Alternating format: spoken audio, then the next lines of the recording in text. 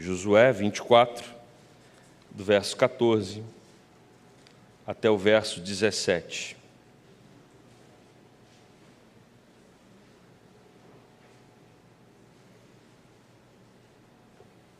Leitura alternada.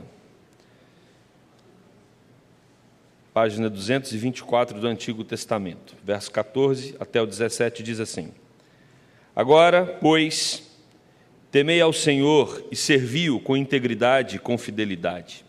Deitai fora os deuses aos quais serviram vossos pais, da além do Eufrates e no Egito, e servi ao Senhor.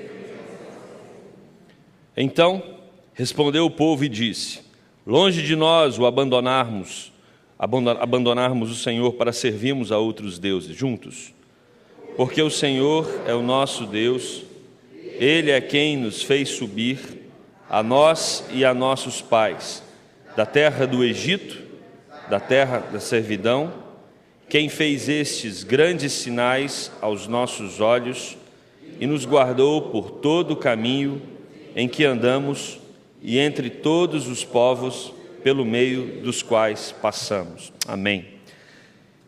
Meus irmãos, o tema do ano da nossa igreja é Eis-me aqui, e essa frase ela implica num compromisso pessoal. Dizer Eis-me aqui precisa estar suportado, apoiado por uma disposição sincera.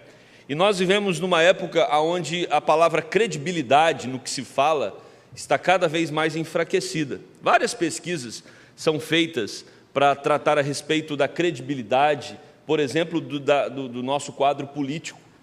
Cada vez é questionada a credibilidade daqueles que estão governando a nação. A credibilidade, ela também implica o perfil da credibilidade muda de acordo com as gerações. Para você ter uma ideia, os nossos pais, quando eles iam adquirir um produto, eles precisavam se direcionar até uma loja, e nessa loja, um vendedor precisava argumentar para provar que o produto que está se adquirindo realmente era um produto com qualidade. Hoje, os nossos jovens, eles não precisam fazer esse deslocamento de ir até uma loja. Primeiro, eles vasculham nos meios virtuais todas as informações sobre um produto, sem precisar de um vendedor, para que dessa forma, então, eles adquiram esse produto também pelos canais, pela mídia digital. Então, a credibilidade, ela muda de acordo com a geração. Se a geração passada precisava ouvir a argumentação de alguém, a geração atual não quer ouvir a argumentação de ninguém, ela mesma quer ir atrás da informação. O problema é que a informação que é dada nos meios digitais também pode ser uma informação enganosa. Então nós vivemos e sempre viveremos o problema, a dificuldade de encontrarmos pessoas que cumprem com aquilo que elas falam. E isso tem sido talvez uma das razões que mais movimentam os escritórios de advocacia. Produtos que são comprados e na verdade não corresponderam à expectativa. Quantas vezes nós já não nos sentimos enganados em diversas situações? O poder da palavra, no bom sentido, a autoridade daquele que fala, quando fala, você crer no que uma pessoa está falando hoje, é algo muito difícil. Nós somos, na nossa cultura brasileira, nós somos treinados para desconfiar o tempo todo, e não acreditar. Nós somos incrédulos nas nossas relações, e isso acontece exatamente porque a cada vez mais, à medida que nós nos distanciamos da lei de Deus, da palavra de Deus, nós nos tornamos pessoas com dificuldade de falar a verdade e de cumprir com aquilo que foi acordado. E nós estamos diante de um texto. Esse texto fala de um acordo de um homem com Deus. O primeiro homem que teve o acordo com Deus aqui nesse livro foi Moisés. Moisés foi chamado por Deus para libertar o povo da escravidão do Egito. E todo esse processo foi um processo onde Deus se revelou de maneira milagrosa. porque às vezes a nossa incredulidade, ela não está apenas nas relações interpessoais, mas a nossa incredulidade também está para com Deus. Às vezes temos dificuldade de acreditar que Deus é Deus, temos dificuldade de nos apegarmos nas promessas que foram estabelecidas por Deus. E por isso, quando olhamos para a história de Moisés, nós percebemos várias manifestações claras da presença e do poder, do milagre de Deus, para que o povo pudesse crer que Deus realmente é Deus que cuida dos seus filhos. Só que Moisés morre, e depois da morte de Moisés, quem assume o comando na nação de Israel é Josué. Deus fala com Josué no capítulo 1, versículo 1, e diz para Josué: Josué, você vai se dispor agora. Chegou o seu momento, agora é o tempo para que você conduza esse meu povo. E aí no versículo 5, Deus diz para Josué: assim como eu fui com Moisés, eu serei contigo. E nós podemos continuar dizendo: assim como Deus foi com Moisés, assim como Deus foi com Josué, Deus será conosco. O processo bíblico é exatamente esse. Deus diz para Josué: serei contigo, eu não te deixarei e nem te desampararei. Deus sempre será com seu povo, no cumprimento dos seus propósitos. No versículo 7 do capítulo 1, por outro lado, se Deus garante a presença, o cuidado e o sustento dele para conosco, precisamos ser fortes e corajosos, para ter o cuidado de fazer segundo tudo aquilo que Deus coloca como norma, como lei para as nossas vidas. Então, existe uma promessa de Deus: eu vou cuidar de vocês. Em contrapartida, vocês precisam ser fortes e corajosos. Se há um convite de Deus para Josué ser forte e corajoso, isso implica em lutas. E aí, quando nós começamos a ler o livro de Josué, nós percebemos que Josué, ele está liderando um povo que tem que enfrentar inúmeras batalhas para conquistar a terra prometida. No capítulo 2, os espias são enviados. No capítulo 3, nós temos uma cena maravilhosa. Às vezes nós enfatizamos muito, e é normal enfatizar isso, quando o mar vermelho abre para que o povo de Israel pudesse passar sob a liderança de Moisés. Quando Deus chama Josué, Deus diz para Josué que assim como ele foi com Moisés, ele será com Josué. E agora no capítulo 3, Josué está diante do rio Jordão, e tem da mesma forma toda a nação de Israel com ele. Existe um rio na frente, e Deus diz no versículo 7, Deus diz para Josué: então disse o Senhor a Josué: hoje começarei a engrandecer-te perante os olhos de todo Israel, para que saibam que, como fui com Moisés, assim serei contigo. E o que acontece? Quando os sacerdotes pisam na água do rio Jordão, assim como o mar vermelho se abriu, também o rio Jordão da mesma forma se abriu, e o texto vai dizer que todo Israel passou a pé enxuto pelo rio e chegaram do outro lado. Meus queridos, o capítulo 5 vai dizer então, que quando todos os reis das terras aonde o povo de Deus ia conquistar ouviram falar que Josué com a nação de Israel passou com pé enxuto pelo rio Jordão, o texto vai nos dizer no capítulo 5, versículo 1, que essa liderança desmaiou-se em seus corações, porque eles viram que claramente Deus estava com Josué, assim como Deus estava com Moisés, e esse Deus é Deus grande, Deus poderoso, Deus que é capaz de abrir tanto o Mar Vermelho quanto o Rio Jordão. E aí começa uma sucessão de batalhas. Nós temos a batalha em Gibeão, aonde o sol e a lua são detidos, capítulo 10. Nós temos a batalha em Jericó, nós temos as heranças que são distribuídas, as 12 tribos de Israel, nós temos a cidade refúgio que é estabelecida. Agora, quando nós lemos esse texto aqui, Josué já está velho, ele já experimentou Deus na sua vida, porque uma das características de nós acrescentarmos os dias nessa terra é que nós experimentamos mais Deus do que os mais jovens. À medida que nós vivenciamos nesse mundo, nós temos mais relatos para contar a respeito do cuidado, do sustento, da proteção e da direção de Deus na nossa vida. Josué está já idoso e ele exorta o povo a andar com santidade. Ele exorta o povo a temer e obedecer a Deus. No capítulo 23, verso 6, Josué diz o seguinte: esforçai-vos, pois, muito para guardardes e cumprirdes tudo quanto está escrito no livro da lei de Moisés, para que dela não vos aparteis, nem para a direita, nem para a direita, nem para a esquerda, firmes na lei do Senhor. Para isso fomos chamados, amar ao Senhor Deus sobre todas as coisas e ao nosso próximo como a nós mesmos. Esse é o resumo da lei. Hoje, falando para os adolescentes, nós tratamos exatamente desse ponto.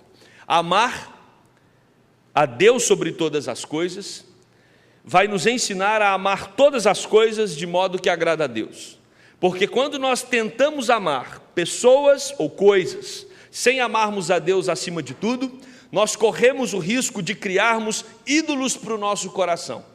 Nós precisamos amar o nosso trabalho na perspectiva de Deus, nós precisamos amar a nossa família na perspectiva de Deus, nós precisamos amar os nossos amigos na perspectiva de Deus, a igreja na perspectiva de Deus, e para amarmos na perspectiva de Deus, nós temos que amar a Deus sobre tudo.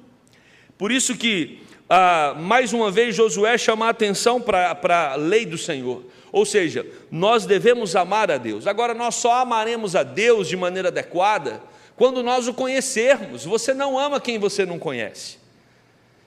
O amor implica em relacionamento, por isso nós precisamos nos relacionar com Deus. E esse povo era um povo que via com clareza as manifestações, o cuidado, o livramento, as vitórias de Deus na sua vida. E talvez nessa noite, meus queridos irmãos, a pergunta que nós devemos fazer é: será que quando olhamos para a nossa própria biografia, nós conseguimos enxergar a mão, a proteção, o sustento, o governo, a direção de Deus sobre nós?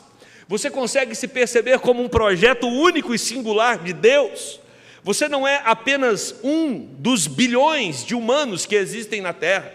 Você é criado à imagem e semelhança de Deus para um determinado propósito. Todos nós aqui temos as nossas peculiaridades, as nossas singularidades, somos únicos, e Deus nos criou únicos para que dessa forma pudéssemos ter um relacionamento com Ele, pudéssemos viver de acordo com a vontade dEle. E aí, quando nós olhamos para a nossa própria história, entendemos que Deus nos conhece desde quando nós fomos formados no ventre da nossa mãe, como diz o Salmo 139, quando nós olhamos para a nossa própria história, e nós percebemos que Deus tem nos livrado a todo momento, o tempo todo, de inúmeros perigos. Quando nós olhamos para a nossa própria história e percebemos o sustento de Deus, isso faz com que nós também, assim como todos os autores bíblicos, percebamos que o nosso Deus não é um Deus que criou tudo e foi embora. Nosso Deus é Deus Emanuel, Deus presente, Deus conosco, Deus que nos sustenta em todos os momentos da nossa vida. Josué, então, percebe que a morte está se aproximando. É bom saber que a vida passa. É bom entender que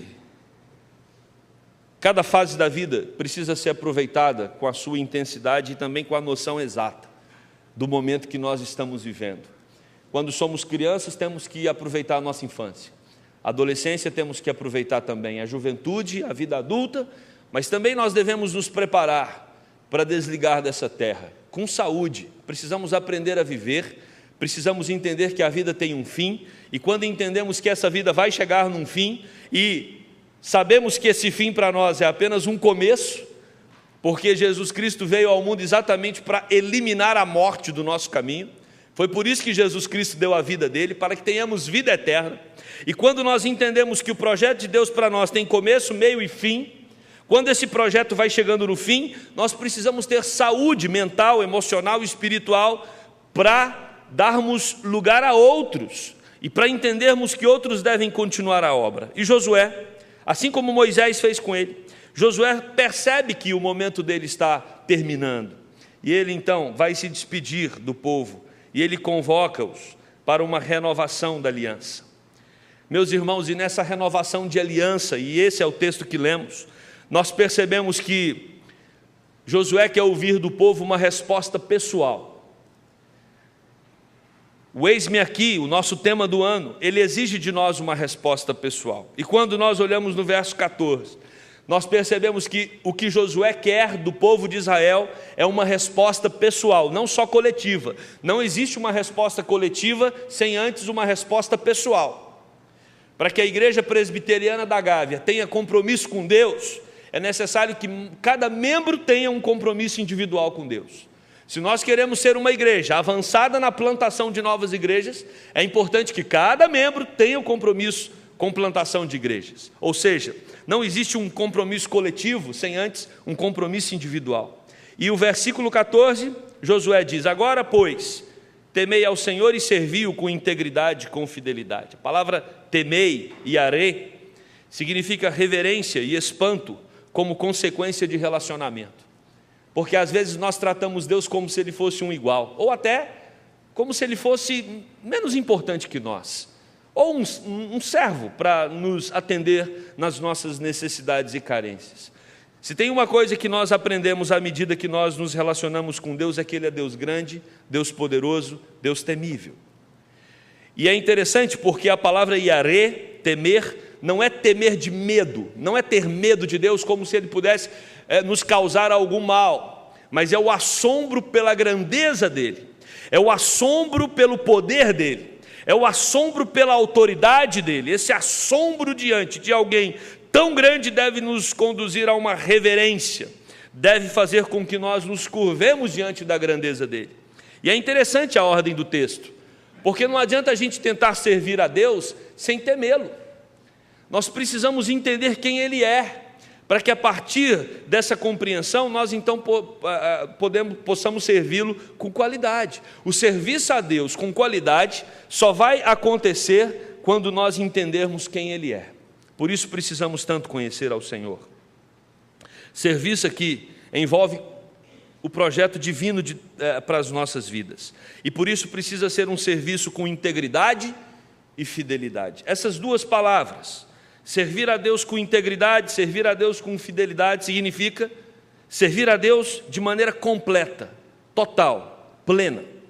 Nós precisamos ter consciência que a nossa vida está plenamente à disposição do Senhor.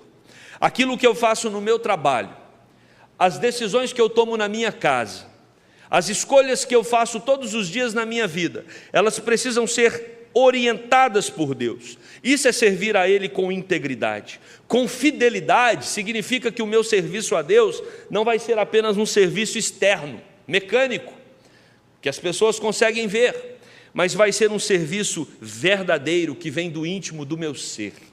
Eu trabalho para Deus, eu me envolvo com a obra de Deus, eu vivo para a glória de Deus, porque eu sei quem Ele é, eu sei o que Ele fez por mim, eu conheço o seu grande amor, e isso me movimenta a servi-lo, tanto com integridade, tanto com completude, como com verdade, com fidelidade.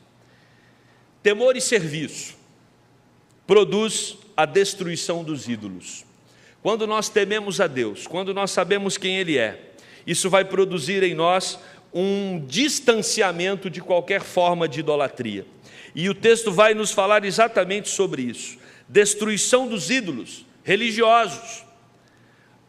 Os nossos ídolos podem vir também de outras formas, como por exemplo, através da cultura, através dos valores do ego. Sem a destruição dos ídolos, não há temor e serviço com integridade e fidelidade. O que pode ser um ídolo na minha vida? Aquilo que eu tenho dificuldade de abrir mão para servir ao Senhor com integridade e fidelidade. Tudo aquilo que nos impede a servir ao Senhor com plenitude, isso pode ser um ídolo na nossa caminhada, na nossa jornada. Um dos grandes desafios, por exemplo, que nós temos é o amor ao dinheiro. Paulo vai dizer a Timóteo no capítulo 6, versículo 10 da primeira epístola: porque o amor ao dinheiro é a raiz de todos os males. Nós corremos o risco de, em prol de um sucesso profissional, em prol de um sucesso financeiro, nós abrirmos mão dos nossos valores, nós abrirmos mão do nosso temor e do nosso amor a Deus sobre todas as coisas. Mas não só o dinheiro. Nós vamos aprender que o apego ao status, o apego ao poder, às vezes a nossa própria felicidade, o hedonismo, o nosso próprio prazer, o importante é a minha felicidade. A felicidade pode se tornar um Deus nos nossos corações. Os maiores ídolos, eles estão no nosso interior, formando barreiras para impedir a integridade e a fidelidade no trabalho do Senhor. A idolatria, como nos informa esse texto, ela precisa ser algo do passado. A idolatria não pode fazer parte do povo de Deus. O texto diz, Josué diz com muita clareza: agora, pois, temei ao Senhor, servi-lo com integridade e com fidelidade, deitai fora, ou jogai fora, os deuses, os quais vocês serviram lá atrás, os vossos pais, da além do Eufrates, ou no Egito, ou seja, abandonem os amores do passado. Nós não podemos, tendo um relacionamento íntimo, verdadeiro com Deus, amando-o sobre todas as coisas, nos apegarmos aos valores desse mundo e valorizarmos as coisas do mundo como os incrédulos valorizam. Aquilo que o mundo ama não pode ser nosso objeto de amor. Quem filtra os nossos amores é o nosso próprio Deus. É Ele que vai dizer o que eu devo amar e como amar. Por isso devemos amá-lo sobre todas as coisas. Mas é interessante no versículo 15, que a fé cristã, ela nunca é uma fé imposta. Ninguém está aqui por imposição. Ninguém está espalhado no Brasil e no mundo hoje, adorando a Jesus por imposição. Não existe amor por obrigação. Por isso que aquela árvore do bem e do mal foi colocada no jardim do Éden. Deus não criou um ser humano para ser obrigado a amá-lo. Deus, quando coloca aquela árvore do conhecimento do bem e do mal, Deus dá a opção ao ser humano de não amá-lo, porque não existe amor obrigado. Se Deus não coloca aquela árvore, se Deus não diz para Adão: Adão, se você comer dessa árvore, você rompe o seu relacionamento comigo, ou seja, se você comer dessa árvore, você está dizendo que você não me ama mais, daquele fruto, se ele comesse. E Deus deixa muito claro que não é possível um amor obrigado. Por isso que quando Deus cria o homem, quando Deus cria os anjos, Deus permite com que tanto anjos quanto homens não o amem. E nós sabemos que a escolha de Adão como nosso representante foi não amar a Deus. E aí veio o pecado, e com o pecado a morte, mas a esperança e a restauração e a vida vêm através de Jesus Cristo. Não existe amor obrigado. Seu filho não vai te amar porque você baixou um decreto na sua casa que a partir daquele momento eles deveriam te amar. Marido não ama a esposa obrigado, e nem a esposa ama o marido de maneira obrigada. Por isso que o versículo 15 vai dizer: porém, se vos parece mal servir ao Senhor, escolhei hoje a quem servais, se aos deuses a quem serviram vossos pais que estavam da além do Eufrates, ou aos deuses dos amorreus em cuja terra habitas. O texto é claro, nós não somos obrigados a servir a Deus. Se para você está sendo pesado servir a Deus, se para você é algo que te incomoda amar a Jesus, se envolver com a casa de Deus, se envolver com a obra de Deus, se isso traz peso para o seu coração, se isso te faz mal, como diz o texto, se parece mal, se te causa tristeza, se te é desagradável estar na companhia de Deus, escolhei hoje a quem vocês querem servir. Existe toda uma agenda, toda uma proposta aí fora. O mundo está aí, com seus valores, o mundo está aí com seu pacote pronto. Nós temos prateleiras de ídolos aí fora, basta você escolher qual ídolo você quer servir. O ídolo dos prazeres, o ídolo do status, o ídolo do sucesso profissional, a quem vocês querem servir? E também é interessante no texto que ele coloca tanto os deuses do passado, além do Eufrates, que os vossos pais serviram, como eles colocam também os deuses da terra que aquele povo habitava. Vocês podem escolher a quem vocês querem servir. Ninguém é obrigado a servir a Deus, mas Josué mostra com muita clareza que ele e a casa dele serviriam ao Senhor. Sabe o que me chama a atenção nessa frase? É que ele começa com o pronome eu. Tem muita gente esperando que o outro da casa comece a servir ao Senhor. O dia que o meu marido servir ao Senhor. O dia que a minha esposa, o dia que os meus filhos, o dia que isso ou aquilo. O compromisso é individual. O que Josué está dizendo é: eu sou a referência da minha casa. Eu e a minha casa, nós serviremos ao Senhor. Ou seja, o nosso ministério, ele começa primeiro num compromisso pessoal, depois um compromisso familiar e depois um compromisso coletivo com o povo de Deus. Josué mostra que o compromisso pessoal dele com Deus é um compromisso inabalável. Eis-me aqui. Eis-me aqui quem? Eu estou me dispondo para a obra. Começa comigo. O envolvimento é meu. E aí o verso 16 diz que essa fala de Josué fez com que o povo respondesse: longe de nós abandonarmos o Senhor para servirmos a outros deuses. Talvez essa seja a fala ou o pensamento que está no seu coração. Talvez você está ouvindo esse texto e dizendo: também eu, longe de mim, servir aos deuses dessa geração. Respaldados em todo o cuidado do Senhor, desde a libertação do Egito, até aquele momento, os versos 16 até 18 mostram isso. Israel então responde que eles jamais se envolveriam com os deuses, porque eles conheceram o Deus verdadeiro, o Deus que tem poder para livrá-los, o Deus que tem poder para sustentá-los, o Deus que tem poder para fazer com que seus pais andem pelo deserto por 40 anos e sejam supridos durante aquele período. Josué deixa claro que o não cumprimento dessa promessa vai implicar em consequências para o povo. No versículo 22 ele diz: sois testemunhas contra vós mesmos de que escolhestes o Senhor para servir, e disseram: nós o somos. Vocês são testemunhas de que vocês fizeram um compromisso com Deus, e vocês não cumprir esse compromisso trará consequências espirituais e também nas outras áreas da vida de vocês. O que esse texto nos ensina? Esse texto nos ensina que um dia nós fizemos um compromisso com Deus. Um dia nós entendemos a mensagem do Evangelho. Entendemos que Cristo entregou completamente, integralmente, fielmente a sua vida numa cruz para nos dar a vida e a esperança eterna. E um dia, ao crer nessa mensagem, nós fizemos aqui na frente, ou em outra igreja, né, se porventura você foi transferido, você fez um compromisso público de que você amaria a Deus, de que você temeria a Deus, de que você serviria a Deus. E de que você não permitiria que no seu coração outros ídolos, outros deuses ocupassem algum espaço. E nós precisamos refletir nessa noite exatamente acerca do compromisso que fizemos.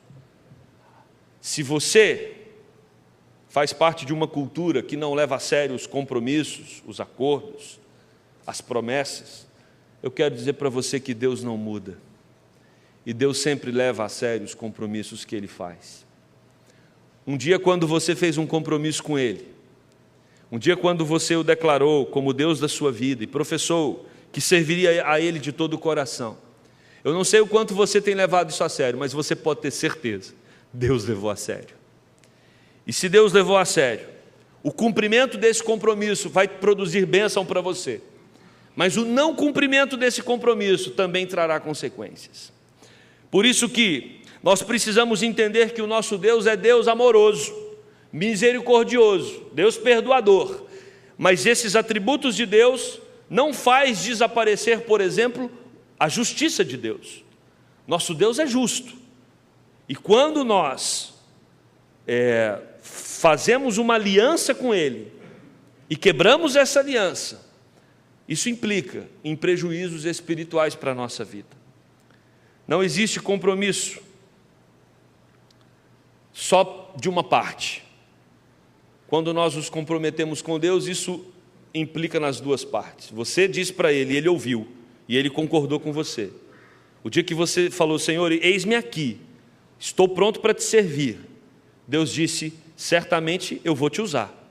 E se você não tem sido usado por Deus, ou se você tem valorizado outras coisas que têm impedido você de se envolver com a obra de Deus, talvez esta semana seja uma semana convidativa para você refletir a respeito do quanto você deve repensar esse acordo e esse compromisso de fidelidade, de integridade que você fez com Ele.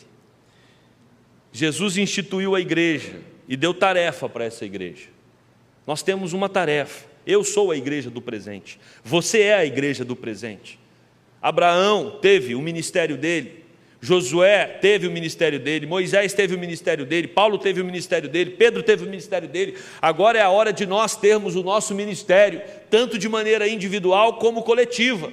Tanto num compromisso pessoal, como num compromisso como igreja presbiteriana da Gávea, como também uma igreja que está envolvida com tantas outras. Esse compromisso social, ele precisa partir de uma disposição individual sua. Nós precisamos nos envolver com o reino de Deus. Jesus instituiu esta igreja para cumprir a tarefa. Os ídolos atravancam o processo e o progresso da igreja. Por isso, que nós sejamos como Josué. Eu e a minha casa serviremos ao Senhor. E você que já é alguém comprometido com a obra de Deus, que o seu coração seja aquecido pelo Espírito Santo, para que você continue trabalhando com todo empenho e dedicação. Você que ainda, às vezes, individualmente, está balançando, está dividido, é importante que você se comprometa integralmente, fielmente com a obra do Senhor. É importante que você abrace esse compromisso, para que, como igreja, nós sejamos eficazes na proclamação do Evangelho, na saúde da igreja, na edificação do corpo, na instrução de uns para com os outros. E, sem dúvida nenhuma, isso só vai acontecer quando cada um fizer um compromisso pessoal, individual. E aí, então, todo o corpo vai ser abençoado através da sua vida. A nossa oração nessa noite é para que sejamos, assim como Josué, despertados para nos envolvermos pessoalmente, familiarmente e coletivamente como igreja na obra, no reino e na expansão da proclamação do nome de Cristo na terra. Amém? Vamos orar.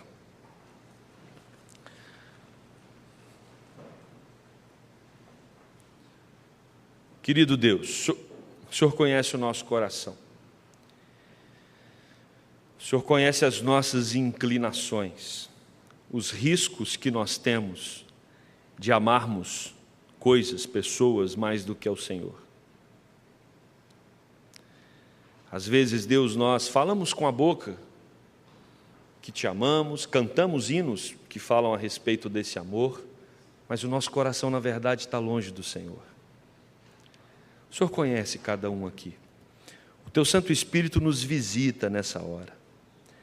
E eu peço, Deus, para que o Senhor esteja nos despertando, para identificar quais são os ídolos que têm atravancado o nosso progresso espiritual e o nosso envolvimento com a Tua obra.